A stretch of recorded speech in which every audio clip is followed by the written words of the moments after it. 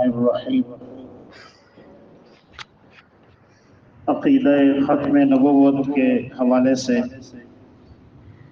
گزشتہ کل ہمارے سامنے مختصر سی بات آئی۔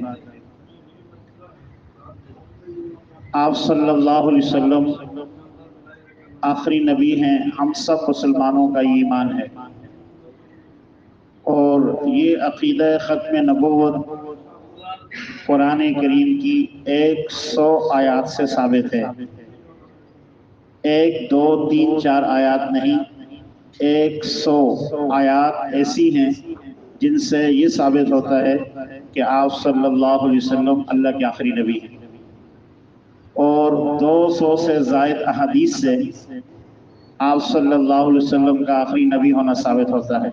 یہ اتنا اہم مسئلہ ہے، کسی کے پاس اپنی سپورٹ کے لیے قرآن کریم کی ایک آیت ہو یا ایک حدیث ہو، وہ کتنا مطمئن رہتا ہے کہ میرے پاس یہ چیز ہے اور فلاں قرآن کریم کی فلاں پارے کی فلاں آیت سے یہ ثابت ہے اور فلاں حدیث سے یہ چیز ثابت ہے۔ آپ صلی اللہ علیہ وسلم کا آخری نبی ہونا بے شمار احادیث اور بے شمار قرآن کریم کی آیات سے ثابت ہے۔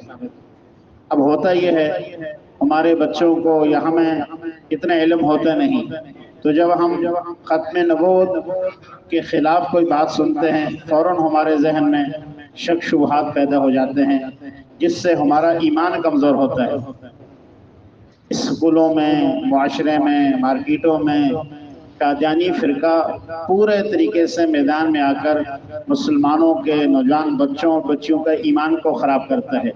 تو ہمیں یہ بات یاد رکھنی چاہیے، اپنے ایمان کو بچانا، اپنے عقیدے کو بچانا یہ سب سے بڑی کامیابی ہے۔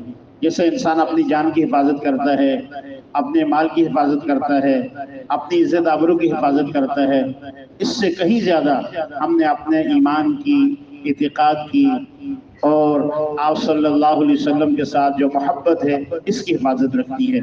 اس لیے ہمیں ضرور بھی ایسی چیزوں کے بارے میں معلومات بھی ہونی چاہیے، اور جہاں اس کے خلاف بات چل رہی ہو نہ ایسی تحریر کو پڑھا جائے، نہ ایسی تقریر کو سنا جائے، نہ ایسے پروگراموں میں جایا جائے۔ جو چیز ہمارے ایمان کو خراب کرتی ہے بھلے وہ کتنی ہی اچھی کیوں نہ ہو، کیونکہ ہم کمزور ہیں، اس کے خلاف ہم بات سنیں گے ہزاروں شبہات، شک شبہات ہمارے دلوں میں آئیں گے، جس سے ایمان خراب ہوگا۔ تو ایسی چیزوں سے ہمیں اپنے آپ کو، اپنے بچوں کو ضرور بچانا چاہیے۔ اللہ رب العالمین عمل کی توفیق دے۔